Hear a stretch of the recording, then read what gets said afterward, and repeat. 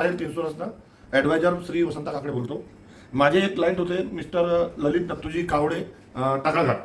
यांची मी 6 महिन्या अगोदर ॲश्युअर्ड ही स्टार हेल्थची पॉलिसी काढली होती. अचानक त्यांना दिवाळीच्या 2 दिवसा अगोदर त्यांची तब्येत खराब झाली. खराब झाल्यानंतर त्यांना मला कॉल आला की मला खूप ताप आहे. मी त्यांना सांगितलं का तुम्ही टेस्ट वगैरे करून टाका. तर याच्यानंतर ते तुम्ही स्वतः तुमचा काय अनुभव आहे हे थोडक्यात तुम्ही सांगा. हां, मी ललित नथुजी कावडे. मला टेस्ट केल्यानंतर टायफॉईड हा व्हायरल फीवर झाला होता. मी त्यानंतर माया हॉस्पिटल बुट्टीबोरी येथे भरती झालो आणि मी सतत 7 दिवस भरती राहून परिपूर्ण त्यांचा कोर्स केला. पूर्ण बिल माझं 63,000 रुपयेच्या जवळपास झालं. पूर्ण पैसे माझेवाले स्टार हेल्थ इन्शुरन्सनी दिले. डॉक्टरनी त्या पद्धतीनं क्लेम करून ॲप्रुव्हल मंजूर करून घेतलं आणि पूर्ण पैसे त्यांनी पे केले.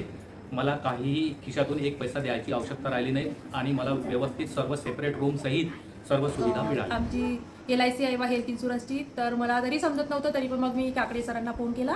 ते म्हणत होते तुम्ही फक्त काउंटरवर रिसेप्शनवर जाऊन उभे राहा, मग मी तिथे बोलते बा. मी फक्त काउंटरवर गेली तिथे आणि काकडे सरांना त्यांच्याशी बोलणं करून दिलं आणि मला काहीच तिथे प्रॉब्लेम आला नाही. काकडे सर त्यांच्याशी बोलले.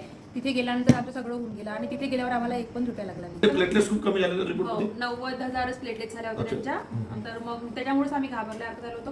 पण तुम्हाला फोन केल्यानंतर मग मला टेन्शनच खतम झालं. तुम्ही आता हे पॉलिसी काढली 5 महिने झाले. तुमची घ्यायची इच्छा तर तुम्ही घेतली. आम्हाला काही कोणाची तब्येत खराब होत तर पैसे वापरून भेटणार नाही. पण तुम्ही पॉलिसी घेतल्यानंतर तुम्ही जसे दवाखान्यात ॲडमिट म्हणजे व्हायला गेले तर तुम्हाला काही त्रास झाला का? मला सुरुवातीला वाटलं होतं की हेल्थ इन्शुरन्स आपण काही बिमार होत नाही बा, फालतूचे प्रीमियमचे पैसे जातात.